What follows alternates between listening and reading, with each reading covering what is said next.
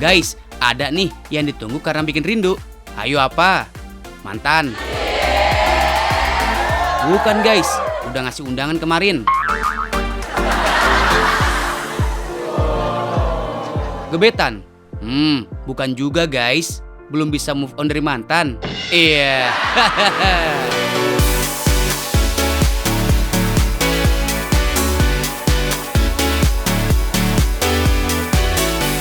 Ini loh guys yang lebih prinsipil, apalagi kalau bukan vaksin COVID-19.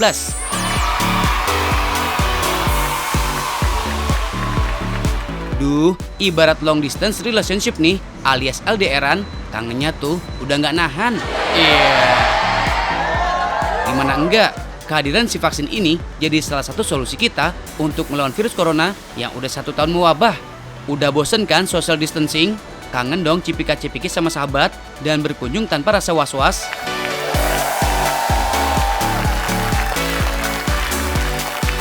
Tapi nanya dulu nih, kalau vaksin COVID-19 sudah ada, pada mau divaksin nggak nih?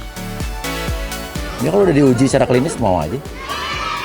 Kalau memang udah dibolehkan sama pemerintah, kita disuruh untuk vaksin, kita harus mengikuti semua peraturan pemerintah supaya masyarakat Indonesia terhindar dari mara bahaya atau penyakit. Mau ya, kalau keluarga sih aku anjurin gitu kalau memang udah ada vaksinnya dan aku dengar sudah ada. By the way, sebelum lanjut nih, tahu nggak sih beda vaksinasi dan imunisasi? Ayo. Jadi guys, imunisasi adalah proses membuat tubuh seseorang kebal terhadap penyakit.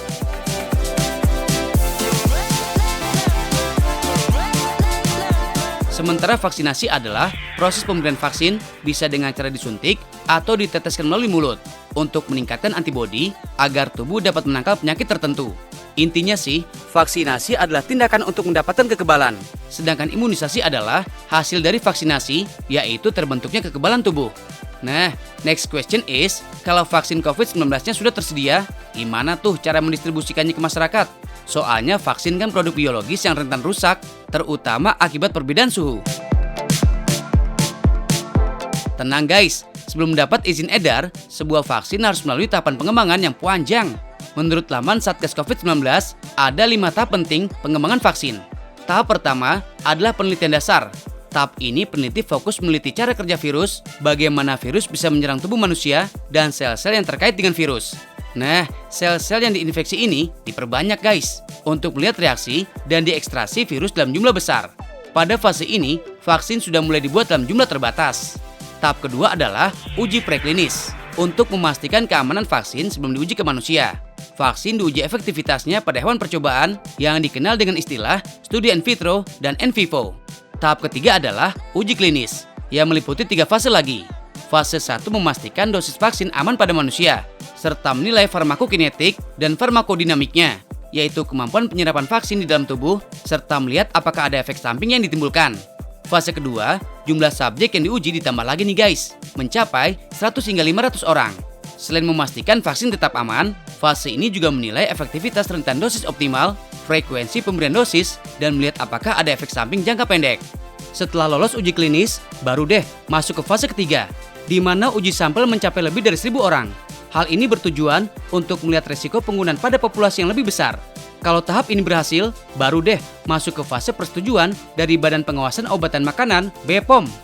Lulus evaluasi, baru deh vaksin diproduksi dalam skala besar agar bisa disebar ke masyarakat. Ruwet ya?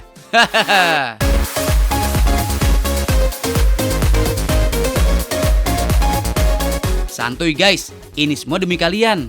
Supaya vaksin yang nantinya disuntikan ke tubuh kita benar-benar aman dan ampuh menangkal virus termasuk si COVID-19 ini. Nah, proses pendistribusian vaksin ini melibatkan pengawalan banyak pihak loh, demi menjaga mutu, khasiat, dan keamanan vaksin sampai ketika disuntikan ke masyarakat. Guys, vaksin ini nantinya akan disebar ke seluruh wilayah Indonesia. Jadi, kalian gak perlu khawatir deh dengan proses pendistribusian, pemberian, hingga penyuntikan vaksin. Di Indonesia, PT Bio Farma selaku badan usaha milik negara atau BUMN yang bakal memproduksi hingga mendistribusikan vaksin COVID-19. Vaksin akan disimpan di dalam cold room, yaitu ruang penyimpanan vaksin agar suhu tetap terjaga. Selanjutnya, secara bertahap, vaksin akan dikirim ke tingkat kabupaten. dan disalurkan ke rumah sakit hingga puskesmas. Untuk menjamin kualitas vaksin saat pendistribusian, vaksin yang dikeluarkan dari cold room akan dibawa menggunakan tempat sementara yang disebut vaksin carrier, yaitu alat untuk mengirim dan membawa vaksin dari puskesmas ke posyandu atau tempat pelayanan imunisasi lainnya.